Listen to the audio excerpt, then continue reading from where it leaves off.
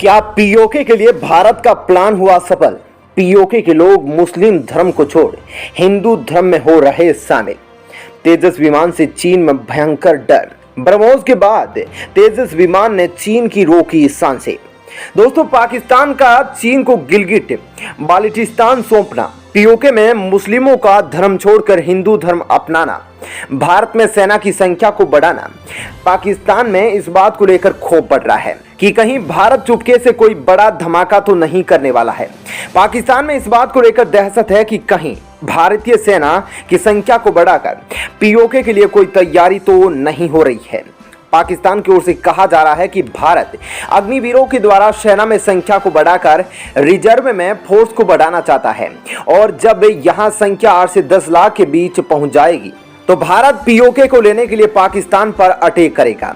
एक बात तो साफ है कि पाकिस्तान की जो आज दुर्दशा हो रही है, यह भारत के लिए बहुत बड़ा अवसर है, क्योंकि पीओके के जो हालात हो रहे हैं उसकी कोई कल्पना नहीं की जा सकती।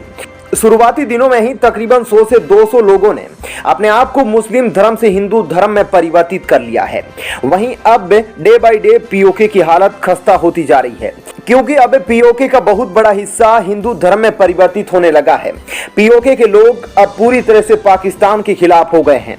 दरअसल पीओके का वो हिस्सा जिसे पाकिस्तान ने जबरन कब्जा कर लिया, उसे लेकर इस वक्त पाकिस्तान ने भारत में कुछ ऐसी तैयारियों को देख लिया है जिसकी वजह से पाकिस्तान की मीडिया, पाकिस्तान के लोग और पाकिस्तान की सरकार सभी भारत के इस कदम से डर गए हैं।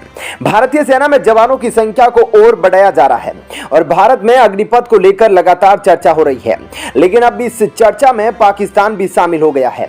अग्निपथ मामले को लेकर पाकिस्तान में अलग अलग बवाल मचा हुआ है। भारत के अग्निवीरों को लेकर पाकिस्तान की मीडिया में हर रोज बड़ी बड़ी डिबेट हो रही है और भारत का पाकिस्तान पर होने वाले कदम का अनुमान लगा रहे हैं। पाकिस्तान ने जब से सुना है कि 45,000 अग्निवीरों के रूप में जवान शामिल होने वाले हैं, तभी से पाकिस्तान को इस बात का डर सताने लगा कि कहीं भारत इन अग्निवीरों का इस्तेमाल पीओके हासिल करने के लिए तो नहीं कर रहा है। वहीं पाकिस्तानी मीडिया के डिबेट के दौरान एक पैनलिस्ट ने कहा कि भारत गजवा-ए-हिंद की तैयारी कर रहा है। पाकिस्तान की मीडिया में आगे कहा गया कि भारत हर साल जिस तरीके से भारी संख्या में जवानों की भर्ती कर रहा है, इसे आगे आने वाले समय में पीओके पर कब्जा कर सकता है। पाकिस्तानी मीडिया में आए पैनलिस्ट यहीं पर नहीं रुके। उन्होंने आगे कहा कि इससे केवल खतरा पाकिस्तान को नहीं बल्कि चीन को भी है, क्योंकि भारत पाकिस्तान के साथ चीन के लिए भी प्लान तैयार कर रहा है। भारत को पता है कि अगर अब पाकिस्तान पर भारत कोई कार्रवाई करता है तो चीन उसका साथ देने आ सकता है। इसलिए भारत चीन के दुश्मन देशों को अपने हथियारों की सप्लाई शुरू कर दिया है। भारत ने पहले चीन के दुश्मन फिलीपींस को ब्रह्मोस मिसाइल सौंपी, तो अब वहीं मलेशिया को तेजस विमान सौंपने जा रहा है। 23 जून को इकोनॉमिक टाइम्स में छपी खबर के मुताबिक मलेशिया से तेजस विमान की डील फाइनल होने वाली है और भारत को पहला ऑर्डर भी मिलने वाला है। आपको बता दें कि भारत मलेशिया को एक तेजस से 4.2 करोड़ डॉलर में बेचेगा। वहीं इसे चीन और पाकिस्तान में जबरदस्त खलबली पैदा हो गई है, क्योंकि मलेशिया तेजस फाइटर का उपयोग चीन पर ही करने वाला है, क्योंकि पिछले साल चीन के कई फाइटर जेट मलेशिया की सीमा के अंदर घुस गए थे, जिसके बाद मलेशिया की वायुसेना के लिए एक दमदार फाइटर जेट की तलाश थी, जिसके लिए पिछले साल एक टेंडर जारी किया गया था। इस टेंडर में अमेरिका, रूस, तुर्की, फ्रांस और भारत ने अपने फाइटर जेट का टेंडर भरा था। इसके अलावा चीन और पाकिस्तान के ज्वाइंट मैन्युफैक्चरिंग से बनाया गया JF-17 भी इस रेस में शामिल हुआ था, लेकिन अंत में मलेशिया ने भारत के तेजस और तुर्की के हरजेट को फाइनल किया है और इन्हीं दोनों में से एक को मलेशिया खरीदने वाला है। लेकिन आपको बता दें कि तुर्की के हरजेट और भारत के तेजस में सबसे ज्यादा चांस तेजस के खरीदे जाने का है, क्योंकि मलेशिया के बजट में तेजस विमान सबसे फिट बैठता नजर आ रहा है।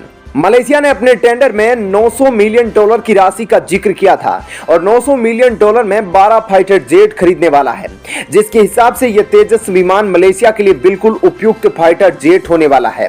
इतना ही नहीं, भारत ने मलेशिया को यह भी ऑफर दिया कि अगर भारत से मलेशिया तेजस विमान की खरीदारी करता है तो भारत मलेशिया में तेजस विमान की मैन्युफैक्चरिंग यूनिट स्थापित करेगा। तो दोस्तों, ये तो थी पीओके की खबर। अब आइए अब आपको बताते हैं पीओके के अलावा भी भारत का हिस्सा पाक ने कब्जा कर रखा है, जिसे अब चीन को दे रहा है। दरअसल पाकिस्तान ने केवल पीओके को ही नहीं, भारत के एक अहम हिस्से गिलगिट बाल्टिस्तान को भी कब्जा कर रखा है। गिलगिट बाल्टिस्तान भी जम्मू कश्मीर का ही एक हिस्सा है। तो वहीं गिलगिट बाल्टिस्तान को लेकर भारत के लिए यह अहम जानकारी सामने आई है।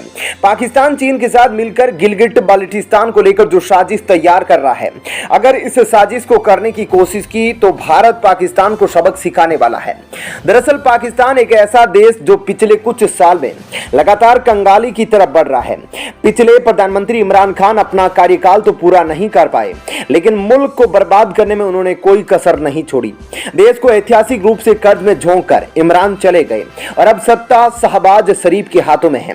प्रधानमंत्री बनते ही उन्होंने आवाम को राहत देने की बजाय 30 रुपए प्रति लीटर पेट्रोल के दाम बढ़ा दिए। पाकिस्तान मदद के लिए अपने दोस्त चीन की तरफ देख रहा है और आर्थिक मदद के बहाने चीन पाकिस्तान में अपने पेड़ जमा रहा है। सीपीईसी इसका सबसे बड़ा उदाहरण है। निवेश और बेल्ट एंड रोड इनिशिएटिव के नाम पर चीन पाकिस्तान के भीतर पेट मजबूत कर रहा है और पाकिस्तान सरकार बीजिंग के आगे पूरी तरह से नतमस्तक है। इस बीच खबर आ रही है कि पाकिस्तान कर्ज के बोझ को कम करने के लिए अवैध कब्जे वाले गिलगिट बाल्टिस्तान को चीन को सौंप सकता है। काराकोरम नेशनल मूवमेंट के अध्यक्ष मुमताज नागरी ने कहा कि पाकिस्तान बढ़ते कर्ज का भुगतान करने के लिए गिलगिट बाल्टिस्तान को चीन को लीज पर दे सकता है। नागरी के मुताबिक स्थानीय लोग इस बात को लेकर डरे हुए हैं। अल अरबिया की रिपोर्ट के अनुसार उन्होंने कहा, गिलगिट बाल्टिस्तान आने वाले समय में वैश्विक शक्तियों के लिए प्रतिस्पर्धा का केंद्र बन सकता है। भारत के अभिन्न हिस्से गिलगिट बाल्टिस्तान पर पाकिस्तान का अवैध कब्जा है। पाकिस्तान अब इस हालत में नहीं है कि वह और अधिक कर्जे का बोझ उठा पाए। सत्ता से जाते जाते इमरान खान देश को गले तक कर्ज में डुबो गए हैं। इमरान के 3.5 साल के शासनकाल में पाकिस्तान पर 18.1 ट्रिलियन रुपये का सार्वजनिक रूप से बोझ बढ़ा है। फरवरी 2022 में पाकिस्तान पर कुल कर्ज 42.8 ट्रिलियन पाकिस्तानी रुपया हो गया। फरवरी में ही विंटर ओलंपिक के नाम पर चीन गए इमरान खान वास्तव में चीन से कर्ज लेने गए थे। उस वक्त पाकिस्तान पर डिफॉल्ट होने का खतरा मंडरा रहा था, जिस वजह से खान चीन से 9 अरब डॉलर का लोन मांगने गए थे। पूर्व इमरान खान सरकार चाहती थी कि चीन 9 अरब डॉलर का बेल आउट पैकेज दे, जिससे पाकिस्तान को वित्तीय मदद और पिछले कर्ज की भरपाई करने में समय दिया जाए। जून में ही पाकिस्तान को 8.6 अरब डॉलर कर्ज का भुगतान करना है। IMF की एक रिपोर्ट के मुताबिक पाकिस्तान पर सबसे ज्यादा कर्ज चीन का है। पाकिस्तान पर चीन का 18.4 अरब डॉलर का लोन है, जो उसके कुल विदेशी कर्ज का 20% है। तो दोस्तों फिलहाल इस वीडियो में इतना ही, लेकिन आप जाने से पहले वीडियो को लाइक जरूर करें। मिलते हैं एक नई वीडियो में। जय हिंद।